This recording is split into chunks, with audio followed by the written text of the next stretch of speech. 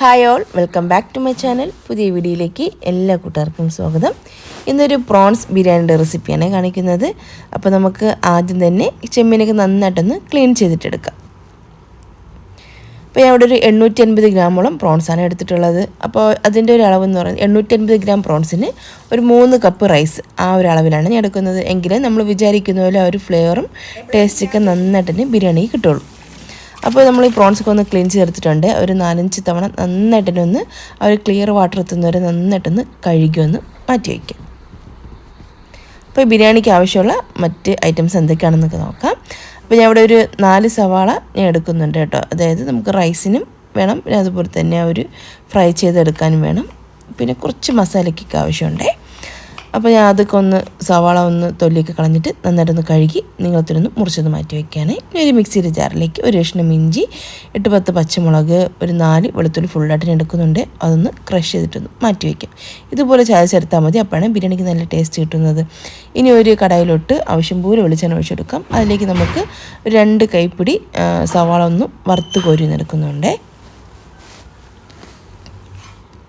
അപ്പോൾ ഒരു 3 സവാള ഞാൻ ഒന്ന് ഫ്രൈ ചെയ്തിട്ടൊന്ന് മാറ്റുകയാണ് കേട്ടോ.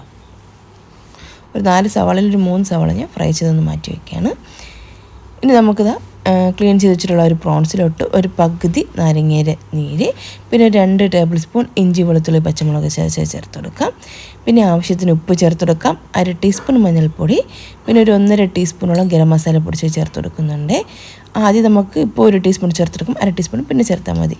പിന്നെ 1 ടേബിൾ സ്പൂൺ പെരുംജീരകപ്പൊടിയും കൂടെ ചേർത്ത് നന്നായിട്ടൊന്ന് മിക്സ് ചെയ്തിട്ടെടുക്കാം. ഇതിലേക്ക് ഒരു പകുതി സവാള നമുക്കിതിലേക്ക് ചേർക്കാം. ഇനി ഒരു തക്കാളിയും കൂടെ ചേർത്ത് കൊടുക്കാം. എന്നിട്ട് നന്നായിട്ട് എല്ലാം ഒന്ന് യോജിപ്പിച്ചതിന് ശേഷം ഒന്ന് മാറ്റി വയ്ക്കും. ആ ഒരു ടൈം കൊണ്ട് സവാള ഒന്നിവിടെ ഫ്രൈ ആയി വന്നിട്ടുണ്ട്.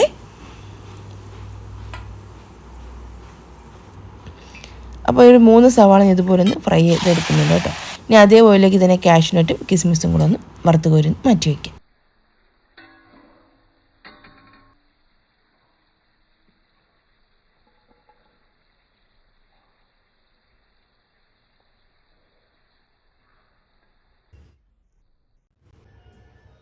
ഇനി വേറൊരു കടായി വെച്ചെടുക്കാം. അതിലേക്ക് ഒരു 2 ടേബിൾ സ്പൂൺ വെളിച്ചെണ്ണ, 1 ടേബിൾ സ്പൂൺ നെയ്യും കൂടെ ചേർത്തെടുക്കാം.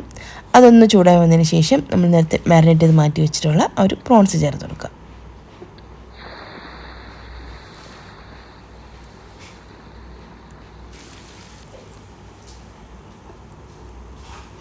എന്നിട്ട് അടച്ച് വെച്ചിട്ട് ഇതൊന്ന് കുക്ക് ചെയ്തെടുക്കുന്നുണ്ട്. ജസ്റ്റ് ഒന്ന് വെള്ളമൊക്കെ ഒന്ന് വറ്റി തുടങ്ങുന്ന സമയത്ത് നമ്മൾ പൊരിച്ച് വെച്ചിട്ടുള്ള ഒരു സവാള ഇതിലേക്ക് ചേർത്ത് കൊടുക്കാം. കുറച്ചൊന്ന് മാറ്റി വെച്ചിട്ട് ബാക്കി ഇതിലേക്ക് ചേർക്കാം. പിന്നെ വീണ്ടും ഒരു 1/2 ടീസ്പൂൺ ഗരം മസാല പൊടിച്ചതും കൂടെ ചേർത്തെടുക്കുന്നുണ്ട്.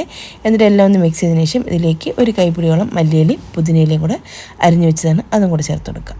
ഇനി ഒരു ബിരിയാണി പൊട്ടിലോട്ട് ഒരു 2 ടേബിൾ സ്പൂൺ നെയ്യ്, 1 ടേബിൾ സ്പൂൺ വെളിച്ചെണ്ണ ഒഴിച്ചെടുക്കാം. പിന്നെ ഹോൾ സ്പൈസസും കൂടെ ചേർത്ത് ജസ്റ്റ് ഒന്ന് ഫ്രൈ ചെയ്യാൻ ശേഷം പകുതി സവാള, പിന്നെ 1 ടീസ്പൂൺ ഇഞ്ചി വെളുത്തുള്ളി പേസ്റ്റും കൂടെ ചേർത്ത് കൊടുക്കാം. എന്നിട്ട് നന്നായിട്ടൊന്ന് വഴിച്ചെടുക്കണേ. ഇതുപോലെ കരിഞ്ഞു പോകരുത് കേട്ടോ, അല്ലെങ്കിൽ കുറച്ചൊന്ന് കരിഞ്ഞു പോയിട്ടുണ്ട്. എന്നിട്ട് നമുക്ക് കഴുകി ഊറ്റി വെച്ചിട്ടുള്ള കൈമ റൈസാണ് 3 കപ്പ് എടുത്തിട്ടുണ്ട്. അത് നന്നായിട്ടൊന്ന് വറുത്തെടുക്കണം. 5 മിനിറ്റ് ഹൈ ഫ്ലെയിമിൽ വറുത്തെടുക്കണം. പിന്നെ ഒരു 3 പച്ചമുളകും കൂടെ ചേർത്ത് കൊടുക്കുന്നുണ്ട്. ആ ഒരു റൈസിന് ആവശ്യമുള്ള ഉപ്പ് ചേർത്ത് കൊടുക്കണം. എപ്പോഴും നമ്മൾ ബിരിയാണി വയ്ക്കുന്ന സമയത്ത് ഉപ്പ് ഒരല്പം കൂടി നിൽക്കുന്നതായിരിക്കും ബിരിയാണിക്ക് ടേസ്റ്റ് നല്ലതായിട്ട് വരുന്നത്. പിന്നെ നമുക്കൊരു 3 കപ്പ് റൈസിന് 6 കപ്പ് തിളച്ച വെള്ളമാണ് ചേർത്ത് കൊടുത്തത്. എന്നിട്ട് എല്ലാം ഒന്ന് യോജിപ്പിച്ചതിന് ശേഷം അടപ്പുകൊണ്ട് അടച്ചിട്ടൊന്ന് വെള്ളം വറ്റിച്ചെടുക്കാം.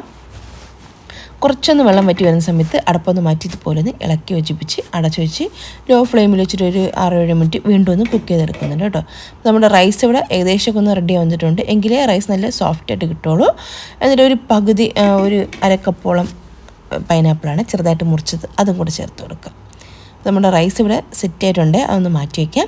ഇനി അതേ പാനിലേക്ക് തന്നെ കുറച്ച് നെയ്യ് ഒഴിച്ചെടുക്കാം. എന്നിട്ട് നമ്മൾ നേരത്തെ തയ്യാറാക്കി വെച്ചിട്ടുള്ള ഒരു പ്രോൺസിൻ്റെ മസാല ചേർത്തെടുക്കാം. എന്നിട്ട് വീണ്ടും അതിൻ്റെ മുകളിലായിട്ട് ആ ഒരു റൈസ് വെച്ചെടുക്കാം. പിന്നെ അതിന് മുകളിൽ വീണ്ടും നമുക്ക് ഈ ഒരു പ്രോൺസിൻ്റെ മസാല, വീണ്ടും റൈസ്, പിന്നെ കുറച്ച് കാഷ്യൂനട്ട് കിസ്മിസും വറുത്ത് കോരിയതും, പിന്നെ അതുപോലെ തന്നെ കുറച്ച് നമ്മൾ സവാള ഒന്നും ഫ്രൈ ചെയ്ത് മാറ്റി വെച്ചില്ലേ, അതും കൂടെ ഇതിലേക്ക് ചേർത്ത് കൊടുക്കുന്നുണ്ട്. പിന്നെ മല്ലിയിലയും പുതിനയിലയും കുറച്ച് നെയ്യും കൂടെ ചേർത്ത് കൊടുക്കാം.